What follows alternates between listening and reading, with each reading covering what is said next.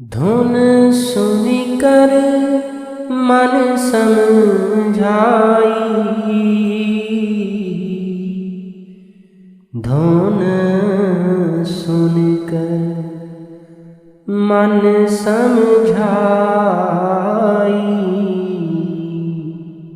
संगत जी, आज बाबा जी ने ब्यास में सत्संग फरमाया है।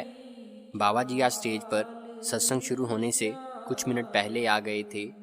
आज बाबा जी जब स्टेज पर आए तो संत कबीर जी के शब्द गुरु को कीजिए दंडवत की कुछ लाइनें पढ़ी जा रही थी। फिर जब बाबा जी ने संगत पर दृष्टि डालनी स्टार्ट की तो गुरबानी का शब्द पढ़ा गया, हम रुलते फिरते कोई बात ना पूछता। इसके बाद पाठी जी ने शब्द पढ़ा, फिर बाबा जी ने सत्संग स्टार्ट किया। आज बाबा जी ने हजूर स्वामी जी महाराज जी की बानी धुन सुनकर मन समझाई पर सत्संग फरमाया। आज बाबा जी ने सत्संग 1 घंटे के करीब किया।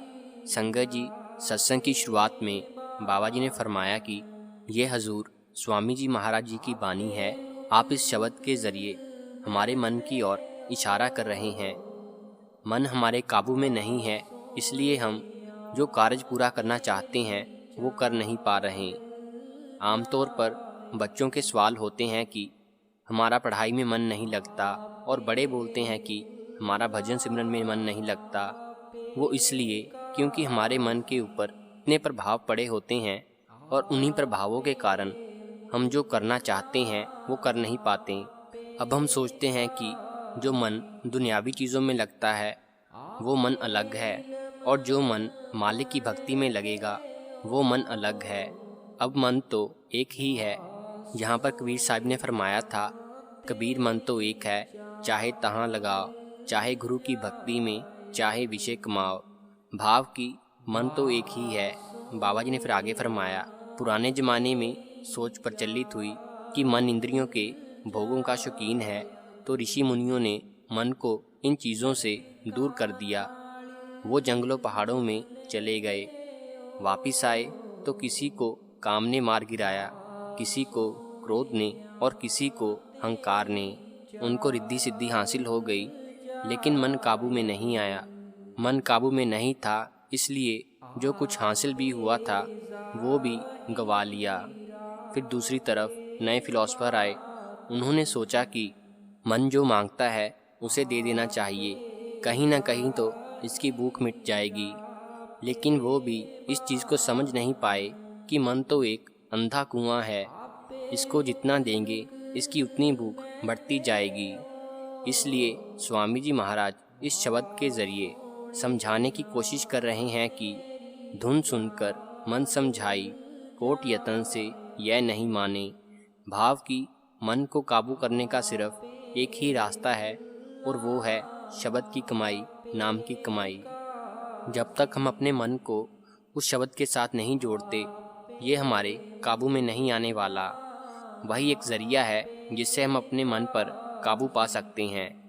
फिर पाठी जी ने शब्द की अगली तुक पढ़ी, जोगी जुगत कमावे अपनी, ज्ञानी ज्ञान कराई। बाबा जी ने इस तुक को लेकर ज्ञान और जोगियों के बारे में समझाया। बाबा जी ने फरमाया कि हम तो सोचते हैं जिसने भग में कपड़े डाले हैं वो पता नहीं कितना पहुंचा हुआ होगा। हम तो किसी के पहरावे को देखकर उसके पीछे लग जाते हैं। यहाँ पर केवल बाहरले पहरावे को अपना लेने से कोई रूहानियत हासिल नहीं हो जाती। बाहरले पहरावे का मकसद होता है सादगी का। फिर हम ज्ञान को ले लें। हम सोचते हैं कि हमने इतने सत्संग सुने हैं, इतने ग्रंथ पोथियों को पढ़ा है, लेकिन सवाल तो ये पैदा होता है कि हमने इन सब से सीखा क्या है? क्या हमने इन सब चीज़ों को अमल में लाना शुरू कर दिया? हम तो आज भी मालिक को बाहर से ढूंढने में लगे हुए हैं। प्रकाश की बात हुई तो हमने बाहर जोतें जलानी शुरू कर दी। आवाज़ के बारे में पढ़ा तो हमने उसे भी बाहर से ढूंढना शुरू कर दिया। हम सोचने की कोशिश नहीं करते कि सभी धर्म ग्रंथों में इशारा सिर्फ अंदर की तरफ किया गया है। फिर पाठी जी ने अगली तुक पढ़ी, बुद्ध चतुरता काम न आवे, आलम रहे पछताई। फिर हम सोचते हैं कि मालिक को हम अपनी अकल से हासिल कर लेंगे। हम तो बड़ा सोचते हैं कि हम चालाक हैं या हम बड़े पढ़े लिखे हैं, हम अपनी अकल के ज़रिए उस मालिक की करनी को समझने की कोशिश कर रहे हैं। उस समुंदर के सामने एक बूंद की क्या हस्ती हो सकती है। गुरु घर ने फरमाया था, एवड़ ऊंचा होवे कोय, तिस ऊंचे को जाने सोए। अगर हम मालिक की करनी को समझना चाहते हैं, हमें पहले उस अवस्था तक पहुंचना पड़ेगा। उस दायरे में जाएंगे तभी हम उस मालिक की करनी को समझ पाएंगे।